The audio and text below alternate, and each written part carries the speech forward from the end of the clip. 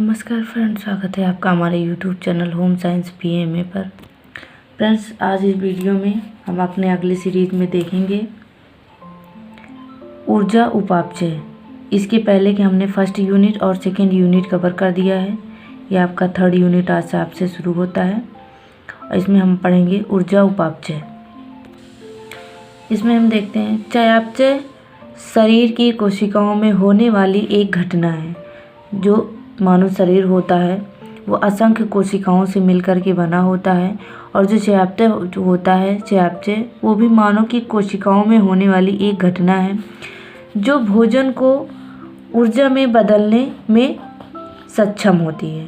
जो भोजन को क्या करती है, ऊर्जा में बदलती है। चयापचय की प्रक्रिया मनुष्य तथा जानवरों दोनों में होती है। चयापचय दो प्रकार की होती है तथा इसको दो भागों में विभाजित किया गया है। पहला क्या होता है, अपचय, और दूसरा होता है उपचय। अपचय में क्या होता है, अपचय मुख्यतः बड़े अणुओं को तोड़ने में सम्मिलित होता है। इस प्रक्रिया में यह ऊर्जा मुक्त करता है। जो अपचय की प्रक्रिया होती है, जो कोई एक भाग होता है उसको बड़े बड़े टुकड़ों में विभक्त कर देता है। उसके बाद जो उपचय की प्रक्रिया होती है ये मुख्यतः छोटे छोटे अणुओं के निर्माण में इस प्रक्रिया को ऊर्जा की ज़रूरत होती है। ये क्या होता है, ये छोटे छोटे टुकड़ों में या बड़े बड़े टुकड़ों में तोड़ने का काम करता है और यह छोटे छोटे अणुओं से मिल करके एक जोड़ने का कार्य करता है। इस प्रक्रिया में ऊर्जा की ज़रूरत होती है। इसमें हम देखते हैं अपचय एवं उपचय में अंतर। इसमें थोड़ा सा हम अंतर देख लेते हैं, दोनों में अंतर क्या होता है। इस प्रक्रिया में शरीर कई गतिविधियों में ऊर्जा छोड़ता है तथा इस प्रक्रिया में शरीर को उपापचयी स्थिति बनाए रखने हेतु ऊर्जा की आवश्यकता होती है। इस तरीके से दोनों देखते हैं, दोनों एक दूसरे के अपोजिट होते हैं। यह एक रासायनिक प्रक्रिया होती है तो जटिल अणुओं को छोटे अणुओं में तोड़ने पर ऊर्जा छोड़ती है।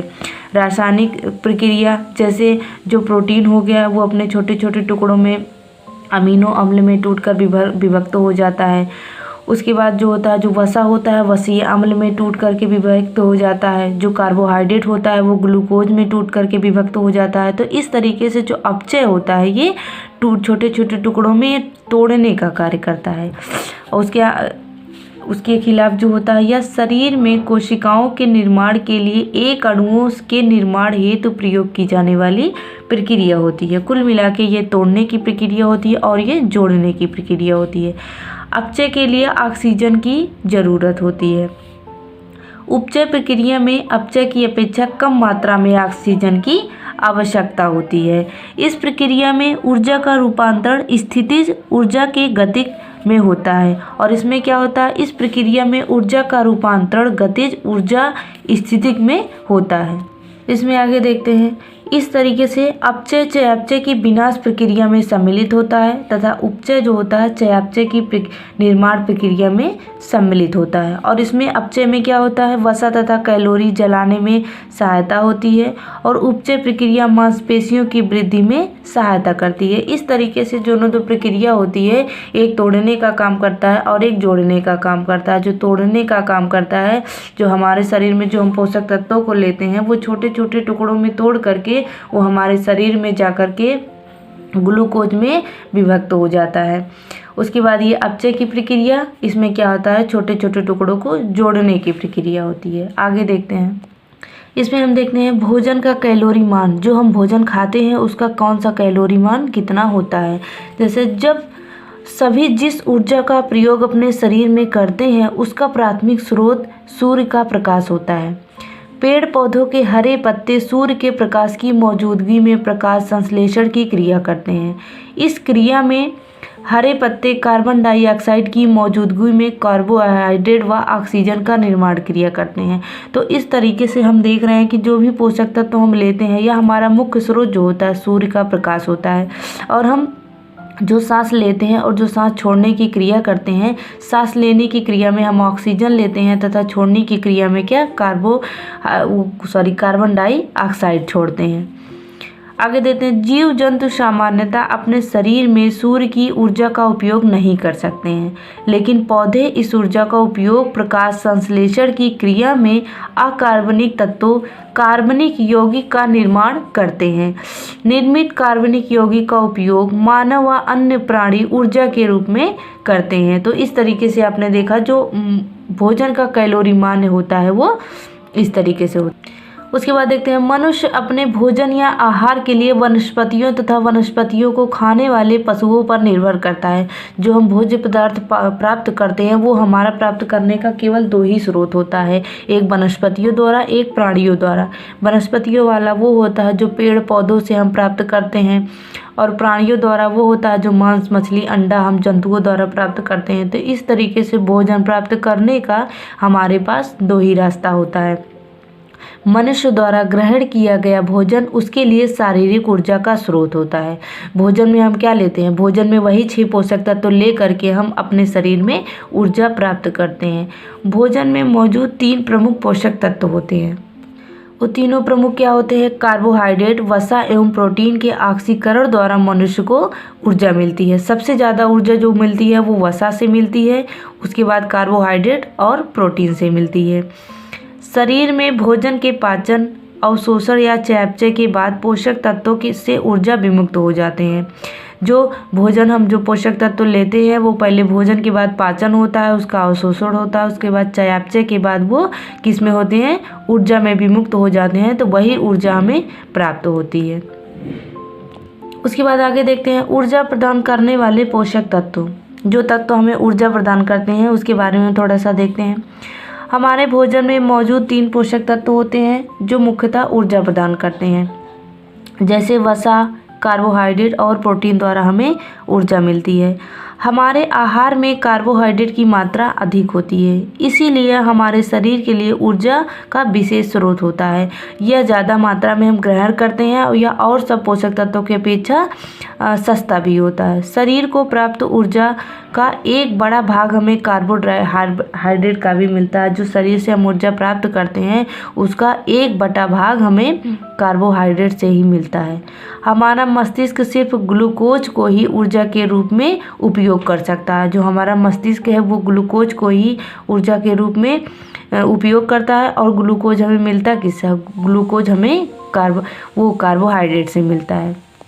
इसके बाद थोड़ा सा हम देखते हैं कि 1 ग्राम कार्बोहाइड्रेट में 4 किलो कैलोरी मिलती है। अगर हमें ऊर्जा की बात की जाए कि अगर 1 ग्राम कार्बोहाइड्रेट होगा तो उसमें 4 किलो कैलोरी मिलती है। शरीर के लिए वसा ऊर्जा का सर्वाधिक संघनित स्रोत है। 1 ग्राम वसा से हमें 9 किलो कैलोरी ऊर्जा मिलती है। शरीर में अतिरिक्त वसा यानी वसा ऊतकों के रूप में संग्रहित रहती है, और जब हमें ऊर्जा की ज़रूरत होती है तो वो ऊर्जा पुनः ग्लाइकोजन में बदल करके हमें ऊर्जा देती है। उसके बाद देखते हैं 1 ग्राम वसा में 9 किलो कैलोरी होती है। जैसा कि हमने बताया था कि सबसे ज़्यादा ऊर्जा हमें वसा से मिलती है, क्योंकि इसमें 1 ग्राम में 1 ग्राम कार्बोहाइड्रेट से 4 किलो कैलोरी मिल रही है, और इसमें 1 ग्राम वसा से 9 किलो कैलोरी मिल रही है। हालांकि प्रोटीन का मुख्य कार्य शरीर के ऊतकों का निर्माण करना है, लेकिन अगर आहार में कार्बोहाइड्रेट की कमी या वसा की कमी हो जाती है तो ये प्रोटीन क्या होता है, उसकी दोनों कमी को पूरा करने लगता है। इसीलिए प्रोटीन की ज़्यादा मात्रा में कमी हो जाती है। जैसे ही वसा और कार्बोहाइड्रेट कम हुआ तो इन दोनों का कार्य क्या करता है, प्रोटीन का कार्य हो जाता है, प्रोटीन करने लगता है।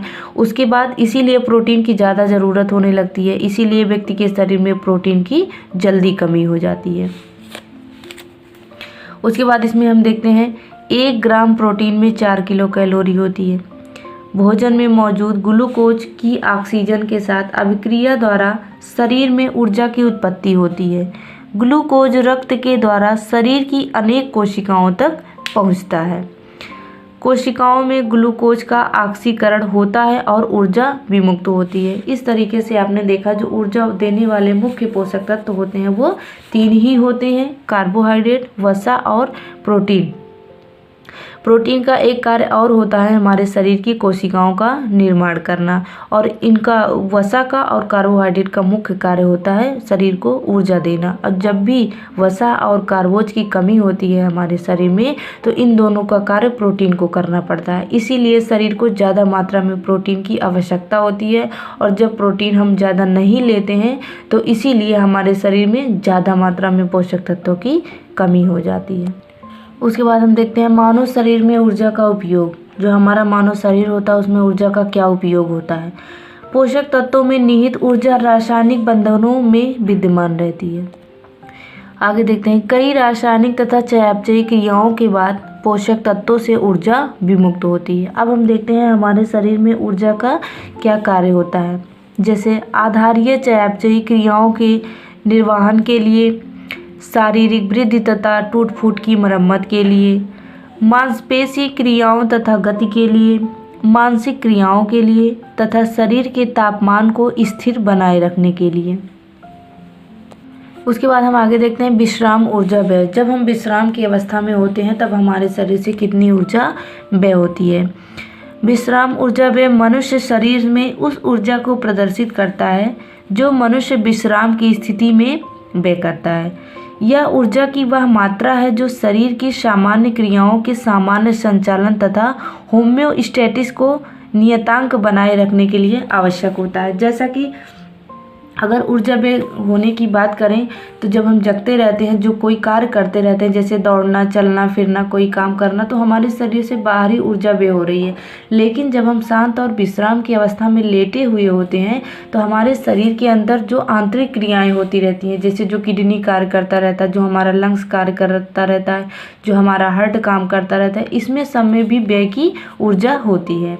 जैसे इसमें क्या हो गया, हृदय के धड़कने की, श्वसन, मस्तिष्क के कार्य, आंतरिक अंगों की मरम्मत, रासायनिक पदार्थों के संश्लेषण व शरीर के तापक्रम को बनाए रखने के लिए ऊर्जा की आवश्यकता होती है। उसके बाद इसमें देखते हैं विश्राम ऊर्जा व्यय शरीर के कुल ऊर्जा व्यय का एक बड़ा भाग होता है। जैसे किसी सामान्य व्यक्ति के कुल ऊर्जा व्यय का 66% भाग विश्राम ऊर्जा व्यय होता है। तो इस तरीके से हम कह सकते हैं कि मानव अपने जीवन काल में जितने भी ऊर्जा व्यय करता है या एक दिन में जितनी भी ऊर्जा वह व्यय करता है उसका 66% कितना व्यय करता है, 66% वह विश्राम में व्यय करता है। विश्राम में जब उसके आंतरिक अंग कार्य करते रहते हैं। उसके बाद हम देखते हैं आधारीय उपापचय दर। ये क्या होता है। आधारीय उपापचय दर उस शारीरिक ऊर्जा को प्रदर्शित करता है जो सिर्फ जीवन की अनेक क्रियाओं के सुचारू संचालन के लिए बहुत आवश्यक होता है। यह ऊर्जा शरीर की कुछ विशेष प्रक्रियाओं को बनाए रखने के लिए आवश्यक होती है। आधारीय उपापचय दर का मतलब होता है कि जब हम विश्राम करते समय हमारे शरीर की जो ऊर्जा व्यय होती है उसको आधारीय उपापचय दर कहते हैं। जैसे हम विश्राम करते रहते हैं तो हमारा हृदय कार्य करता रहता है, श्वसन कार्य करता रहता है, मस्तिष्क कार्य करता रहता है तथा विभिन्न ग्रंथियाँ तथा गुर्दा जो होता है वो हमारा कार्य करता रहता है। तो उसमें जो ऊर्जा व्यय हो रही है उसको कहा जाता है आधारीय उपापचय दर। इसकी परिभाषा क्या दी गई है। आधारीय चयापचय किसी व्यक्ति के शरीर में चयापचय प्रक्रिया में उपयोग होने वाली ऊर्जा है जब व्यक्ति पूर्णतः शारीरिक तथा मानसिक विश्राम की अवस्था में होता है। उसका शारीरिक तापक्रम सामान्य हो, व्यक्ति में भोजन के पोषक तत्वों का अवशोषण हो चुका हो तथा उसे भोजन ग्रहण किए हुए 12 घंटे बीत चुके हों। तो इनका कहने का मतलब है कि व्यक्ति जब शारीरिक और मानसिक रूप से बिल्कुल आराम करता रहता है, उसका भोजन जो खाया हुआ होता है वो पच चुका होता है, तो हमारे शरीर के जो अन्य कार्य होते हैं जैसे हृदय हो गया, श्वसन हो गया, मस्तिष्क हो गया, उन कार्य को करने में जो ऊर्जा व्यय होती है उसको क्या कहा जाता है, आधारीय चयापचय दर कहा जाता है। इसका महत्व देखते हैं क्या होता है। जैसे आधारीय चयापचय दर का निर्धारण थायराइड विकारों के निदान के लिए मुख्य मार्गदर्शक का काम करता है। जो थायराइड ग्रंथि बढ़ जाती है, बहुत सारी समस्याएं उत्पन्न हो जाती हैं, उसके लिए ठीक होता है। उसके बाद शरीर के वजन को बनाए रखने के लिए आवश्यक होता है तथा कैलोरी की मात्रा को जानने के लिए भी सहायता करता है। उसके बाद आधारीय चयापचय दर कम अथवा अधिक होना कई शारीरिक अवस्थाओं को बताता है। इस तरीके से इतना महत्व होता है इसके दर को जानना। उसके बाद हम देखते हैं ऊर्जा का मापन। ऊर्जा का मापन हम किस तरीके से करते हैं, जैसे ऊर्जा मापन के लिए उपयोग की गई इकाइयों द्वारा खाद्य पदार्थों में मौजूद ऊर्जा की मात्रा और शरीर द्वारा उपयोग में लाई गई ऊर्जा की मात्रा का मापन संभव होता है। इस तरीके से ऊर्जा जो होती है शारीरिक और मानसिक आराम की स्थिति में होती है। इसका मापन करने के लिए एक समान इकाइयों का उपयोग किया जाता है। जैसे ऊर्जा को मापने के लिए निम्नलिखित 2 इकाइयों का प्रयोग किया जाता है। ऊर्जा मापन के लिए 2 इकाइयाँ क्या होती हैं, पहली होती है किलो कैलोरी। जैसे हम बताते हैं कि किस पोषक तत्व में कितने ग्राम में कितनी किलो कैलोरी मिलती है, पहली तो यह होती है। और यह ऊष्मा की वह मात्रा होती है जो कि 1 किलोग्राम जल के तापमान को 1 डिग्री सेल्सियस तक बढ़ाने के लिए आवश्यक होती है। जैसे 1 किलो कैलोरी में 1000 कैलोरी होती है। उसके बाद दूसरा क्या होता है, दूसरा जूल होता है। यह ऊर्जा का मापन करने की एक और इकाई है। मीट्रिक प्रणाली में जूल को ऊर्जा माप की इकाई के रूप में प्रयोग किया जाता है। जैसे इसमें क्या हो गया कि 1 किलो जूल ऊर्जा की वह मात्रा है जो 1 किलोग्राम वस्तु को 1 मीटर या सेकेंड के त्वरण को गति को बताता है। जैसे 1 किलो जूल में 1000 जूल हो गया, 1 किलो कैलोरी में 1000 कैलोरी हो गया है। तो इस तरीके से ये बताता है। उसके बाद हम देखते हैं शरीर में ऊर्जा विनिमय का मापन। जो शरीर में ऊर्जा बाहर निकलती है उसका मापन कैसे कर सकते हैं। जैसे कैलोरीमेट्री शब्द की उत्पत्ति जो हुई है लैटिन भाषा के कैलोर शब्द से हुई है, जिसका अर्थ होता है ऊष्मा या ऊर्जा। मैट्री शब्द का अर्थ होता है मापन, जैसे किसी चीज़ को हम मापते हैं। ऊर्जा एक तत्व से दूसरे तत्व में हस्तांतरित की जा सकती है। जिस तत्व को ऊर्जा मिलती है उसके तापमान में वृद्धि हो जाती है। तो इस तरीके से ऊर्जा के बारे में हम समझ सकते हैं। तो ऊर्जा का जो शाब्दिक अर्थ होता है कैलोर का, वह ऊष्मा या ऊर्जा होती है। तो यह जो होती है हस्तांतरित की जा सकती है तथा एक चीज़ में दूसरे में दी जा सकती है, और जिस चीज़ में वह पहुंचती है उसकी क्या हो जाती है, वृद्धि हो जाती है। तो ऊष्मामिति को 2 प्रकार की होती है, एक प्रत्यक्ष एक अप्रत्यक्ष। प्रत्यक्ष जो हमें दिखाई देती है, अप्रत्यक्ष जो हमें दिखाई नहीं देती है। इसमें हम देखेंगे प्रत्यक्ष क्या होता है। इसमें जीवित प्राणी के द्वारा उत्पन्न ऊष्मा का मापन किया जाता है। इस विधि में ऊष्मा के मापन हेतु किसी जीव या व्यक्ति को कैलोरीमीटर के अंदर रखा जाता है। बॉम्ब कैलोरीमीटर या चयापचयी कक्ष प्रत्यक्ष ऊष्मा के उदाहरण होते हैं। ये एक रूम होता है, इसमें कोई जीवित वृत्ति या प्रत्यक्ष विधि होती है जो हम देख सकें। उसके बाद अप्रत्यक्ष विधि क्या होती है। इसमें ऊष्मा के मापन के लिए किसी जीव या उत्सर्जित कार्बन डाइऑक्साइड तथा नाइट्रोजन युक्त पदार्थों का प्रयोग की गई ऑक्सीजन की मात्रा का प्रयोग किया जाता है। तो इस तरीके से आपने देखा कि ये क्या हो गई, अप्रत्यक्ष विधि हो गई, क्योंकि ये डायरेक्ट हमें दिखाई नहीं दे रही है। ऊष्मा के मापन के लिए सुबाह्य ऑक्सीजन के विश्लेषक का उपयोग अप्रत्यक्ष ऊष्मामिति का उदाहरण है। तो इस तरीके से फ्रेंड्स आपने देखा कि ऊर्जा चयापचय क्या होता है, अपचय क्या होता है, उपचय क्या होता है। इस वीडियो में हमने पूरा कवर किया है। इस वीडियो को आप 360 क्वालिटी पर करके देखेंगे तो आपको साफ दिखेगी। वीडियो को पूरा देखें और ज़्यादा से ज़्यादा शेयर करें। वीडियो देखने के लिए धन्यवाद।